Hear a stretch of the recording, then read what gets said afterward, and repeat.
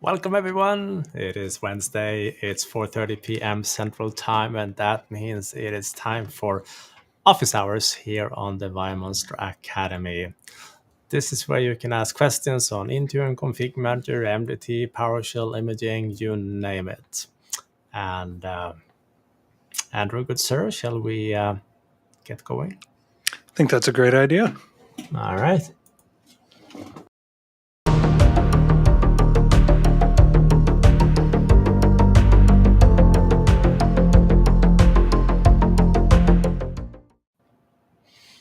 All right, welcome back, everyone. And it is spring in the Chicago area, and that usually means plentiful of thunderstorms and rain and heavy winds. But we hope for no incidents during this session.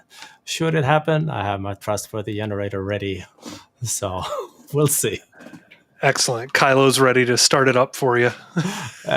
Absolutely. He did inspect it the other day, so yeah. Excellent. It's important that it passes Kylo inspection. Very important. For those of you that are new to the channel, Kylo is a really big floof, white, lazy, sleeping on the couch here. But yeah. Living his best life. Yeah. Small horse is a good way to describe him. Anyhow, what's up? How are you? I'm doing well. Like you said, we're making it through a little bit of severe weather over the last week. And of course, spring in this area also means that we go from 30 degrees to 65 back to 30 within a 48-hour period. But other than that, I'm doing great. And you? I'm good. I mean, there's quite nothing like it to get you up in the morning, like a tornado warning at 6:50. Oh my gosh. Yes, that is definitely a rude awakening. A first and hopefully only for this year. Yeah. Yeah, that's an adrenaline rush for sure. So anyhow, Yeah. what happened since last Wednesday? So a few things, some service notifications, some service outages, a few tips that I thought I could share. If you want to go ahead and share my screen, I've got some things that I can bring up to the group here. Should be able to do just that. All right. So a lot of reds. you don't like to see all those reds in the ConfigMgr console. You typically. So my good friend Tim pointed this out to me earlier today that there was some issues with the SMS service connector or the service connector point in ConfigMgr. Turns out it was not just him. And I looked here in my lab tenant, and sure enough, I've got a whole bunch of red where this the service connector is having trouble connecting, as it were. And there was a Reddit post on this as well, where several others were sharing their experiences, which was also a lot of red, unfortunately. So I thought I'd share that. It's kind of rare that we see something like that. Pretty interesting. But hopefully that'll be up and running here shortly. Someone probably tripped over a wire in a data center somewhere. And most likely took a whole rack out or something. Happens to the best of us. Exactly. Still on the topic of ConfigMgr, I saw an announcement earlier this week that I thought would be worthwhile getting your thoughts on. The ConfigMgr team is changing their release cadence from 3 updates per year to 2 updates per year. Seemed to make sense to me, given how the Windows releases are going now, and I was just wondering your thoughts on this. Nah, I agree. Even though I have enjoyed getting updates frequently, it does make sense to have it only 2 times per year because it will give admins a little bit extra time to prepare for an upgrade, and it also allows the ConfigMgr team to work a little bit longer on the releases, fixing bugs, etc. And so I think it's for the greater good. I like the change. Glad to hear that. it seemed there was mixed reactions, I would say, on Twitter, but I think all in all, it seemed like a fairly positive change for sure. I did come across a couple of tweets, and I suspect if you look in your uh, service health dashboard as well in Intune or the message center. Something I thought was worth pointing out this Friday, April 7th, between 9 and 10 p.m. UTC, there's going to be an outage that will potentially affect reporting apps, the creation or editing of apps in the Intune admin center. Um, Customization policies, the Apple VPP connector, Autopilot itself will have some degradation, and various APIs in Graph. So the Windows Autopilot device identities, Windows Autopilot deployment profiles, and the managed devices API endpoints in Graph. So another interesting thing. I know for a lot of us, that will be sort of the end of the workday on Friday. So if you get a weird outage or service degradation, you'll know why. That's planned. So I wanted to throw that out there. Came across a tip here if you are using. Get out of there, zoom it. If you are using the M365 app installation during Autopilot and you're using this specific flag here to uninstall the OEM installed M365 apps, you'll want to move that switch up to the top of your XML configuration file so that your app installation is no longer failing. So great tip that I came across here from Rahul. Looked like it was fairly useful for some others here in the replies. Wanted to share that. And then outside of tips and announcements, there were two blog posts that I came across over the last week. One from Michael Niehaus describing the inner workings of the media creation tool. We're big His media creation tool, we should add, not the. Yes, thank you for the clarification. We're big fans of Michael and his very deep dives on the inner workings of these various things. So great read. One of those Friday night reads, I would say, Johan. Good one, yeah. Gather the kids around, the dogs. They'll love it. I bet. And then one last blog post was a short but informative one from Peter Vanderwood about working with the Windows Autopilot deployment events that you can pick up in Graph. So it goes into a little bit of detail about what each of these properties mean in in the export from Graph. I thought this was very useful, something that I'm going to make sure that I keep bookmarked as well. So I wanted to share that. And that's all I have from the last week. All right. I did see there was a comment coming in here in the chat regarding the ConfigMgr cadence. Even proposing that even once a year would have been better than twice per year or 2 times per year. But I think it'll be okay having it in the new cycle and see what happens in the long run.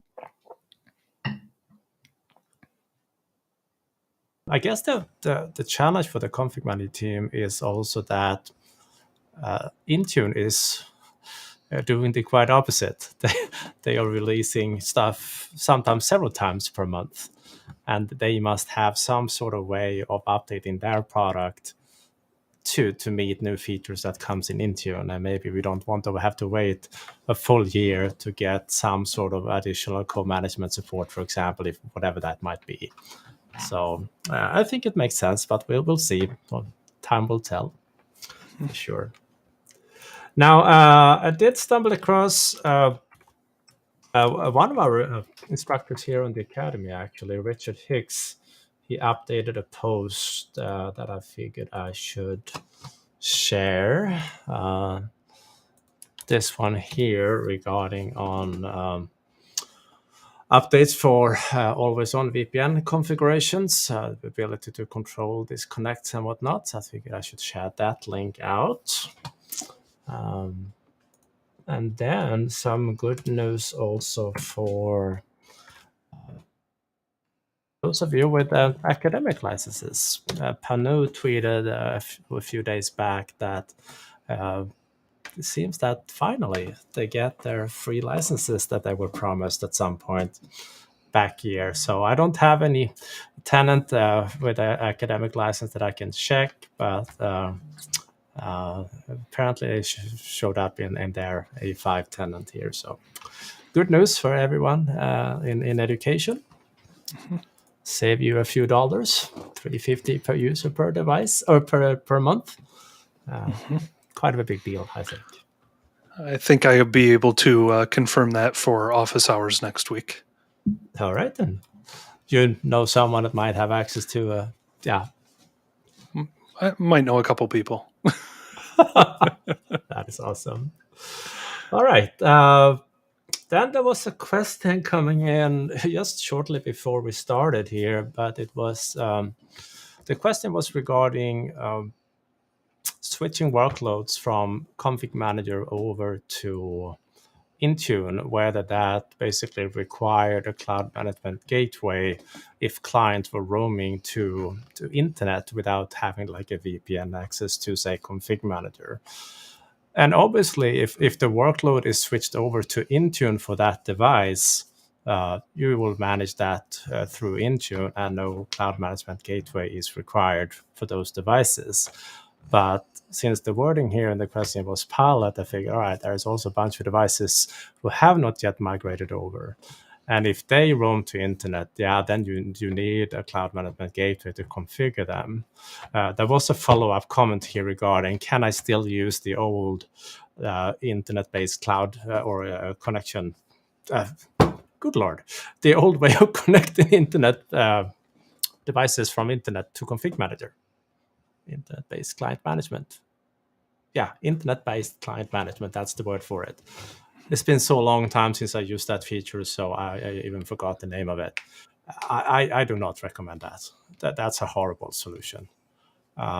If you have clients on the internet that you need to manage through a ConfigMgr workload, use a cloud management gateway. Do not go old school. It's so limited, and you need many extra resources. You need inbound firewall ports in your own network. You need extra service in separate networks. It's just a royal pain. Cloud management gateway is elegant. If you, not that one, but here, the clients are talking to that VM in Azure, and your site server talks to that VM in Azure. There is no like need for a direct connection in to your network from the clients. Plus, you have the full functionality, almost, well, not every single feature, but most of the ConfigMgr features are available through the cloud management gateway. Heck, you can even do cloud imaging directly from it. You can do bare metal deployment directly to that server. Something that you absolutely cannot do using internet-based client management. So don't recommend it. Stay away. If you have it, get rid of it. Upgrade to something better. And if management argue with you about costs, sorry for interrupting you there, Andrew. Check this post here. These are real world costs that I asked a few of our customers if I could publish, as long as I didn't mention their names. It only took 2 months to get it through their legal department, but it's here. So different sizes, different organizations, their real world costs for running a cloud management gateway. In comparison, this is nothing. Having an average on maybe 3, 4, 5 cents per device per month, that beats the $350 remote help license per user per month. 100 times more expensive. Not percent, times. It's a big difference. Just a little bit. Yes, sir. You were about to say something. I was just going to make a shameless plug for, we've got a little bit of crossover, I'm sure, from some of our audience and those that will be attending MMS. And for those that are attending MMS, I might recommend, if you are interested in cloud imaging, Johan and I will actually be presenting a session on that. Totally shameless plug, but hey. MMS is coming soon. It's just a few weeks away now. I can't believe how fast time is flying. It is not far. I just have to show a comment that came in through YouTube just now. Kind of summarize it nicely. Yes, this is the way. This is the way. Absolutely no Star Wars references. We wouldn't. Yeah, never. All right. Let's see here. What else? All right. That you're good with news and everything for the day? Yes, sir. All right. All right. Let's hop into the questions then. So, got a question from Jesse in YouTube. In your profiles pertaining to Windows Auto Patch Office, do you see any conflicts with the configuration update delay? I'm guessing I'll need to take this one. And Yes. unfortunately, I have not actually used the auto patch service for updating Office. And I will be giving myself some homework now. There you go. So, unfortunately, Jesse, I don't know if anybody else in the chat, of course, has any additional comments on that. Please feel free to share them, but I will make sure to, here in the next couple of weeks, get that tested in my lab and see if I come up with the same thing. Good question. All right. Another question on YouTube. Any recommendation for WMI repair? ConfigMgr agent repair hasn't helped. I think WMI repair is my next action. I can answer that one. If the repairs that the ConfigMgr client does in terms of trying to run through its repair process doesn't do the trick through the cmdlet scheduled task that runs every day, I would not try to repair WMI. I would try to reinstall the agent instead and make sure I get rid of all the components that is part of that agent. Because sometimes just running CCM setup exe with the uninstall switch, it doesn't quite clean it up correctly. So I put together a little while ago a script that I've been using successfully, I might add, in scenarios where the repair simply didn't take. So I put it up here on the repository. Let's see where the heck I put it. This one sounds promising. Remove ConfigMgr client completely. Yeah. So a very basic PowerShell script that starts by running the uninstall, and then it starts checking for everything the uninstall should remove, but often don't. So basically making sure that everything else is deleted, including WMI classes that are specific for ConfigMgr. So that's what I would be started on doing things. In terms of repairing WMI, it's not really a repair, it's deleting stuff and having it reinstalled again. If this doesn't do it, I have a different solution for it. I'm going to do it in red.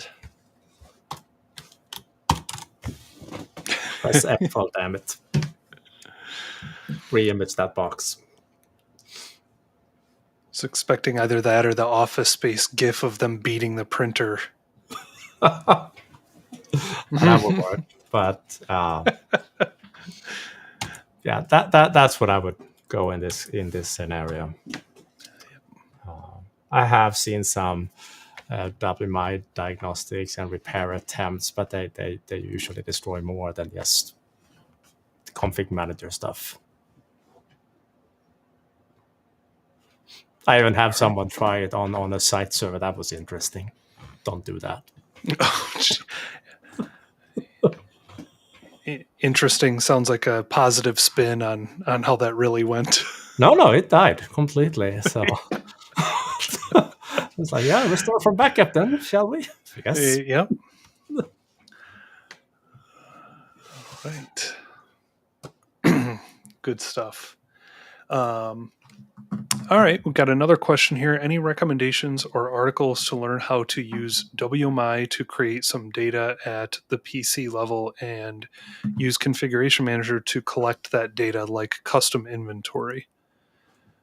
Now that I'm rereading this, I see WMI was the reference. The first thing that came to mind was Garth's blog post on Regkey to Moth for doing custom inventory with registry. So I can share that, but do you have some others in mind? Well, shameless plug possibly, but Ronnie that works here on the academy or works with us on the academy, he has an entire training on doing stuff like that with the config manager. So if you're interested in learning more, that's not a terribly bad idea to spend 3 days. But by all means, if you have it on the screen, I will share it. Mm-hmm. I do. When I find a button, I will share it. There you go.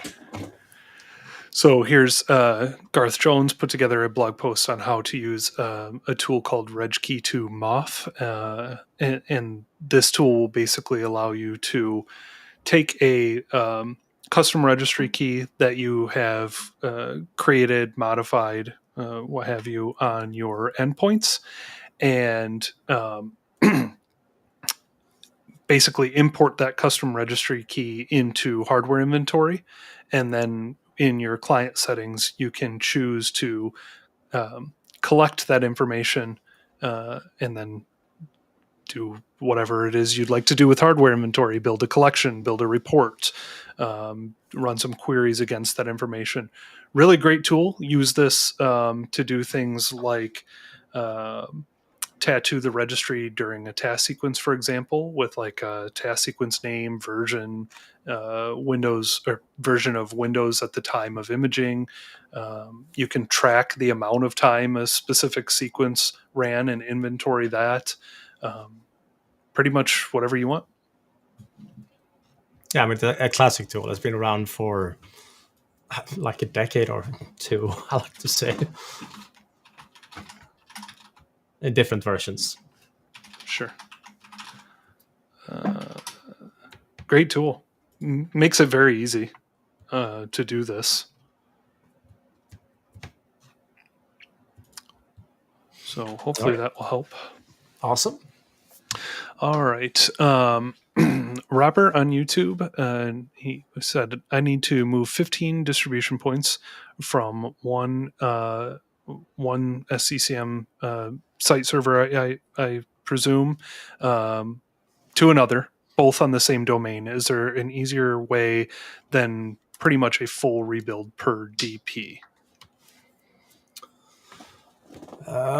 There were some migration PowerShell commandlets introduced quite recently in ConfigMgr.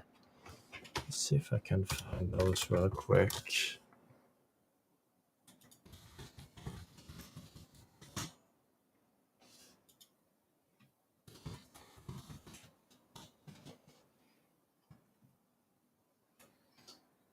While Brady that looked into those.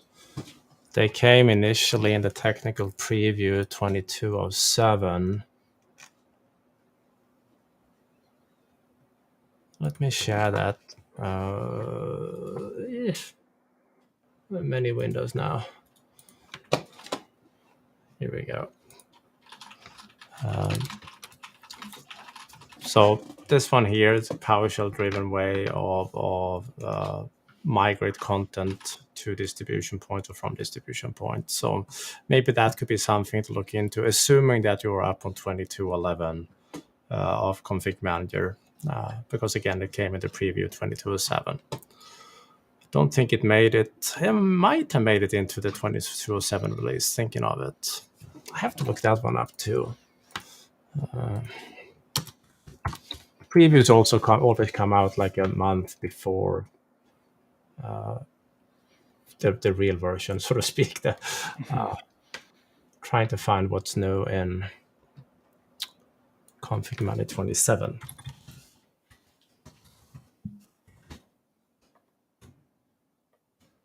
See if those commandlets are available there.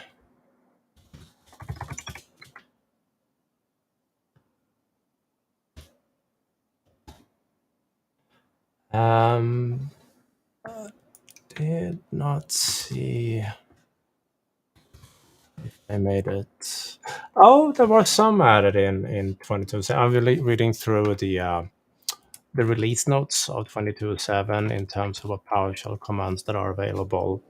And there are some that are related to distributed content here. So maybe that could be a start.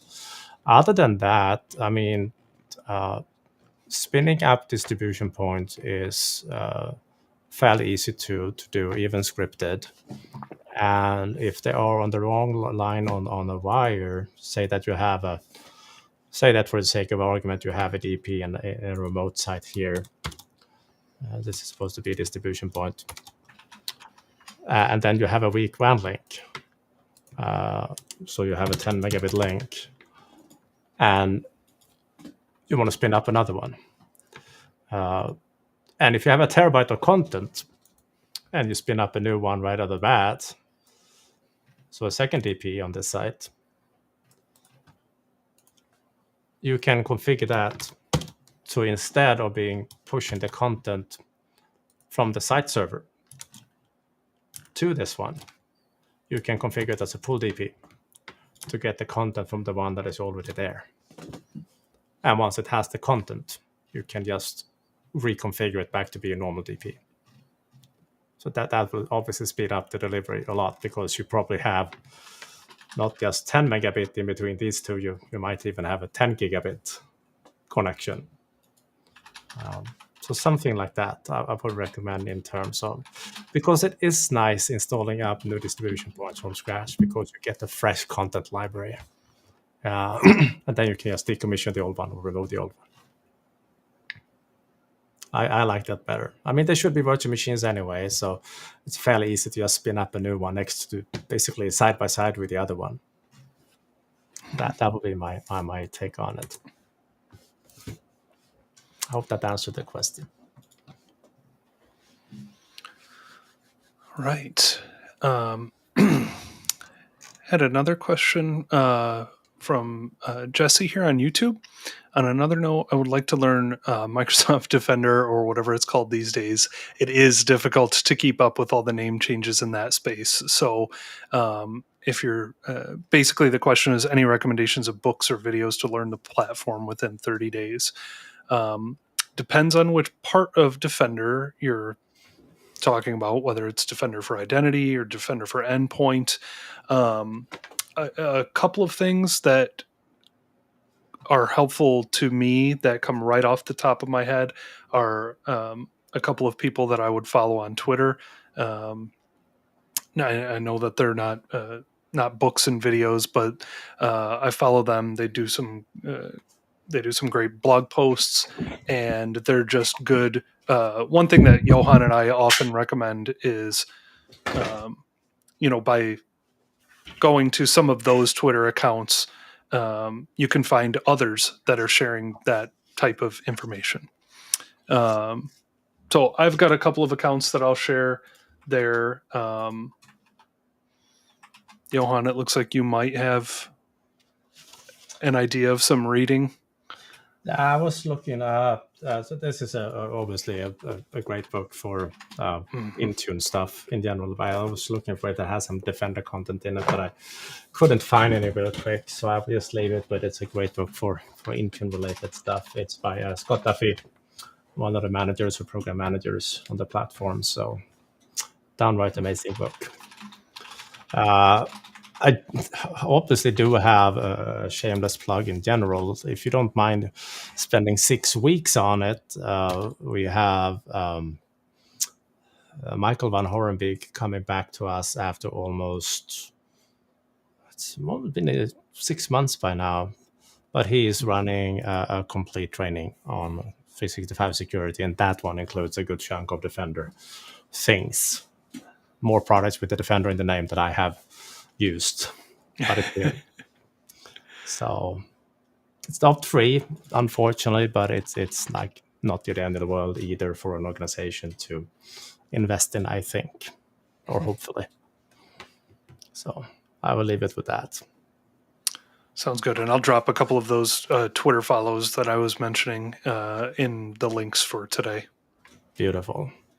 And for those of you that are new to these office hours, the links that we are sharing throughout the event, we are posting them up on the Academy site, but I would recommend getting them from here because they come up usually the same evening as we have the event here or the live event. So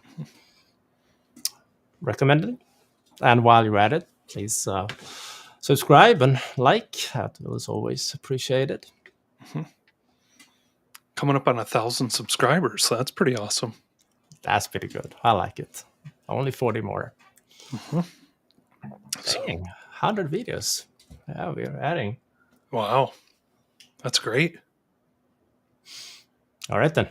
Anything else? All right. Do you have any recommendations on fixing update issues on servers that constantly fail patching? I mean, that would be right.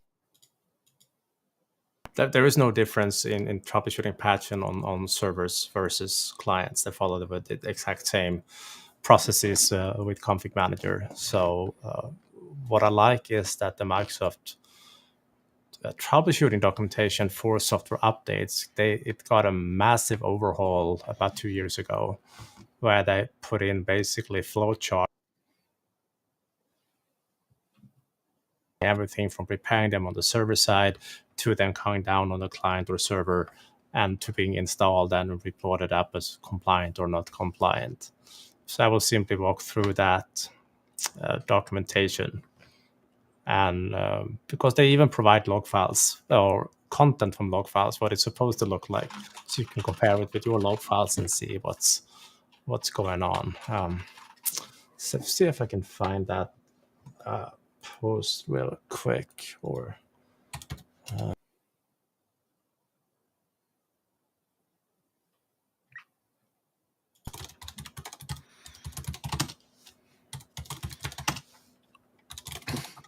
Johan, I'm not sure that there's much you can do, but just pointing it out, it looks like you may have some connectivity issues. from my end, Yeah, I think from yours, based on the stream on YouTube as well, you've kind of just cut out your audio and video for a moment here or there. okay. It, So which part did you miss? just with the beginning of when you started talking about the flow charts, but it looks like you're already trying to find that documentation. So, Yeah, all right. Hopefully, I'm back. I'm sorry about that. Obviously, I no, blame. you're good right now. All right. Yeah, it's looking good. So Mm-hmm. I blame the thunderstorms. Yeah, I would too. Absolutely. Anyhow, when searching in general for config menu things, I always recommend to put in these keywords in whatever you're searching, because it usually brings up this one here. So this article is the one where all the different flowcharts that I mentioned. So they have it an entire section for troubleshooting, and then each and every thing that happens, like the scan failures and whatnot. It's very detailed, very, very good documentation. So make sure to share this link as well in our link collection.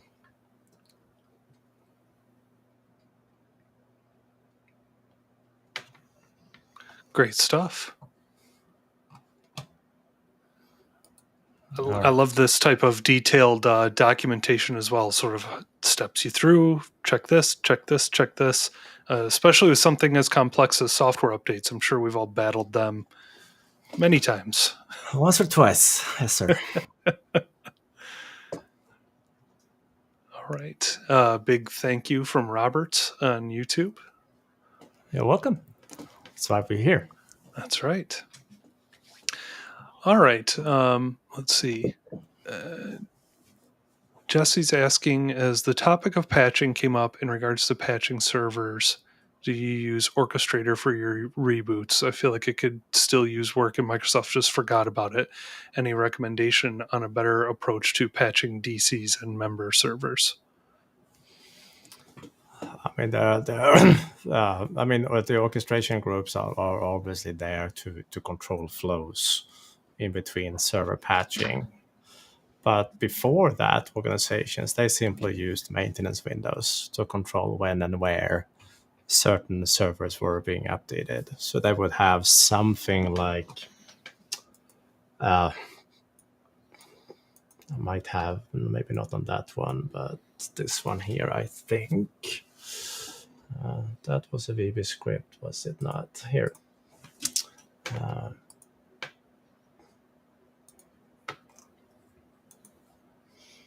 Yeah, but you basically have different server collections with different maintenance windows on them.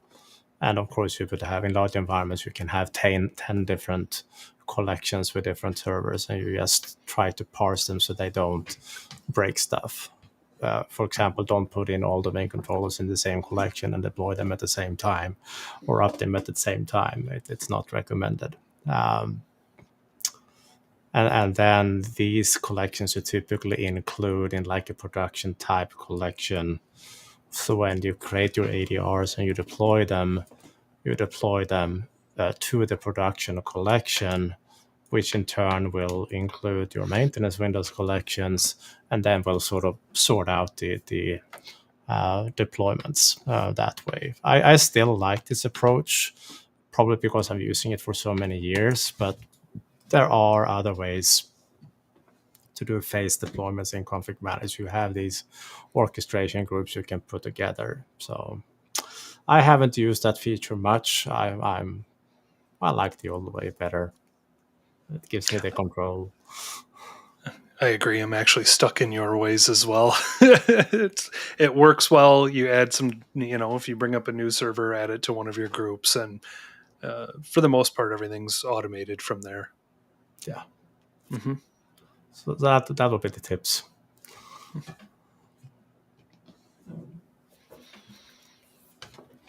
right. I think we're caught up for the moment, but we've got about 20 minutes left. Yeah. If you have any question, don't hesitate to ask. We'll be happy to answer. Mm-hmm.